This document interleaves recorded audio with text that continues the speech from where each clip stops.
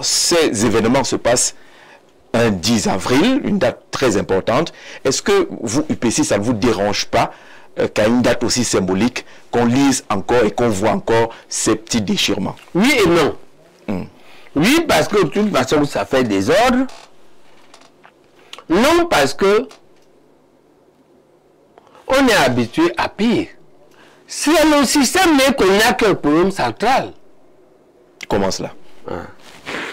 Parce que, d'abord, on a eu pire. Pire veut dire qu'on a tué les gens. Oui. On a tué Oumnon. On a tué Mounier. On a tué Kiné.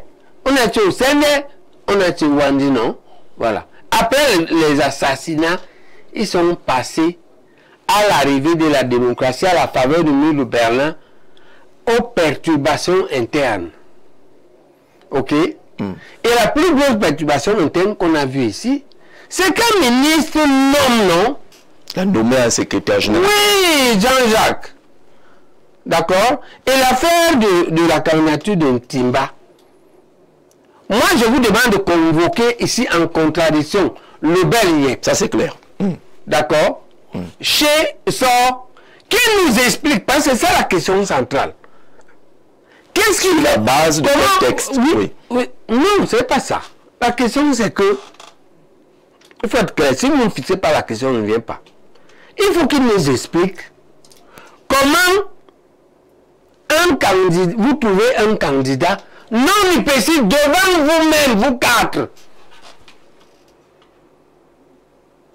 et qui a 79% de notation dans une grille où le militantisme a déjà 25 points sur 100. Comment vous avez fait? C'est-à-dire que non-militant a combien sur 25? Mais zéro. Si vous mais comment il a déjà 79? Et vous n'en avez rien t'expliquer. C'est-à-dire que c'est non seulement de la magouille, mais en même temps de la médiocrité. Quand vous dites que Biden insulte les gens, comment on appelle ça?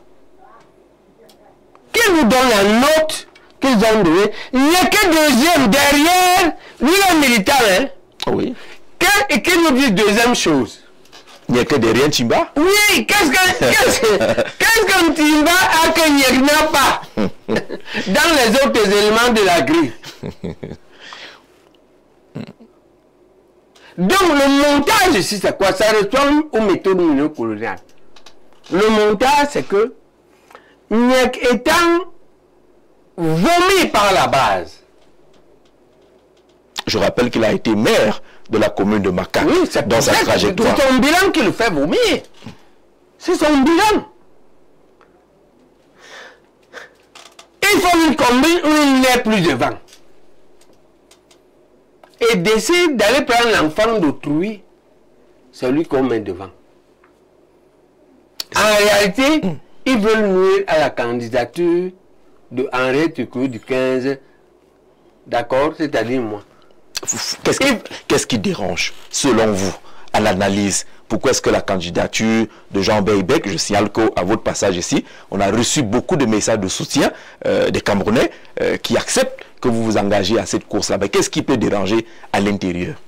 Ce qui dérange à l'intérieur est de plusieurs hypothèses. Deux, le minage, premièrement. On est miné par des soi-disant UPCistes qui ne le sont véritablement pas. Il y a les manœuvres du parti État, mais pas tout le parti.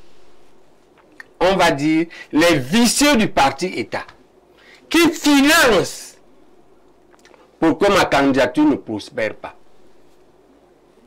Ils paient les gens pour que ma candidature ne prospère pas.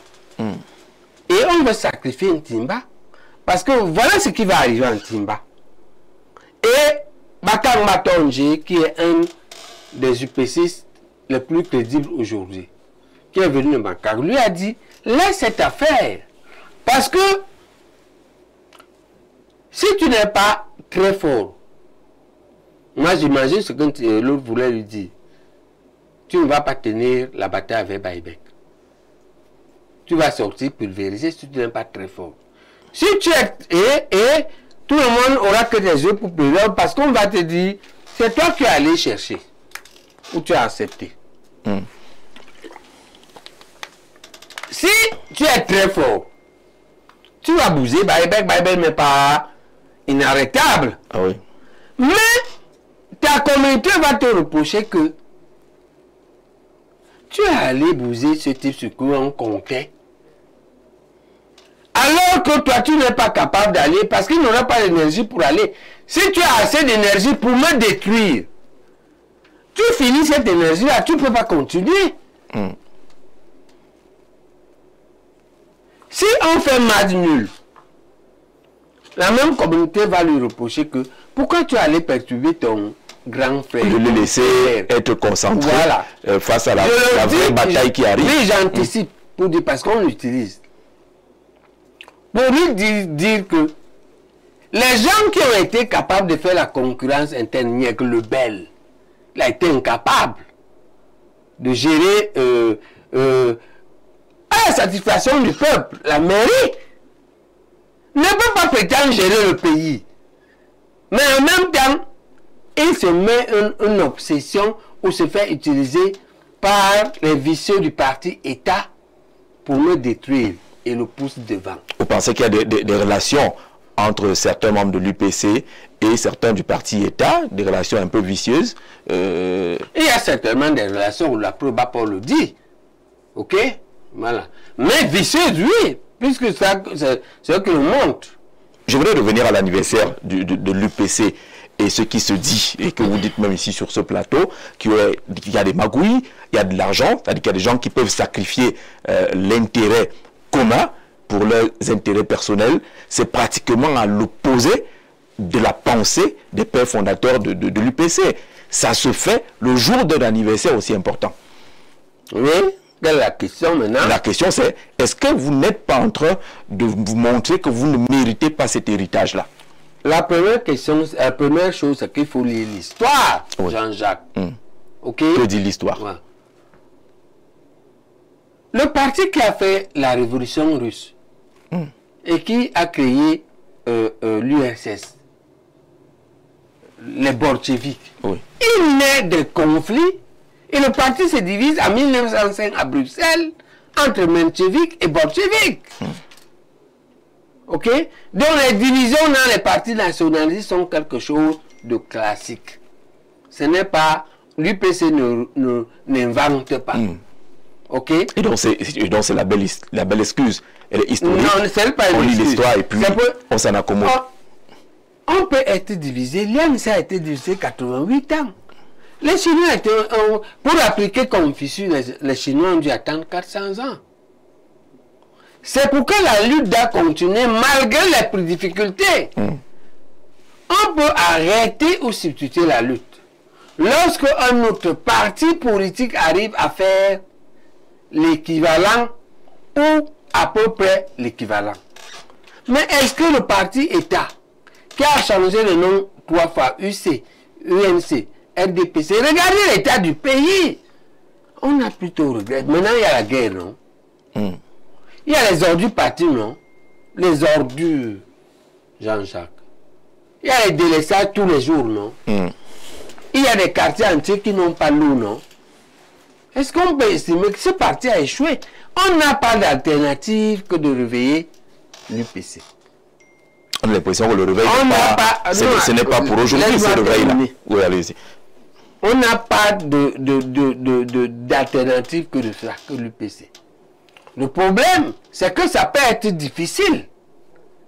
Et cette apparence de difficulté, il faut distinguer les difficultés réelles et les difficultés difficiles. Apparentes, je veux dire. Une affaire que la candidature de Ntimba, ça, je n'ai pas encore parlé avec lui. Quand je vais parler avec lui, je vais demander à Ndobo de me chercher son adresse pour que je lui parle. Quand je vais parler avec lui, nous, on va lui faire les propositions. S'il est de bonne foi, il va nous rejoindre.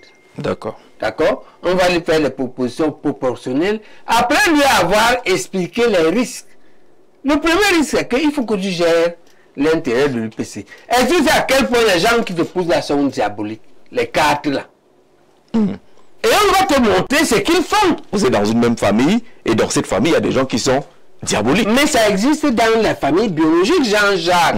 La même maman accouche un bandit et un savant, non? Qu'est-ce qui t'étonne que la famille politique soit comme ça? Pourquoi tu mets le feu, lui dans le feu? C'est pas moi qui mets lui dans le feu. Voilà, je te dis donc ça existe dans la famille. C'est quand même difficile lorsque vous devez mener des combats communs de marcher avec tel qui est diable, tel qui n'est... C'est quand même assez difficile. C'est fondamentalement ça dans la politique.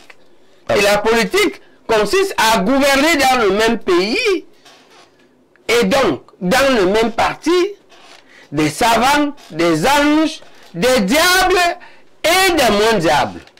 Mais chacun a sa place avec les règles, les sanctions, les distinctions et les encouragements. Sauf que ça dure quand même un peu. Non, ça n'a pas trop duré. C'est moins de 100 ans. Je t'ai dit que la Chine a fait 400 ans. C'est que vous exagérez pour l'UPC. Maintenant, regardons les résultats. L'UPC a les dissensions, d'accord.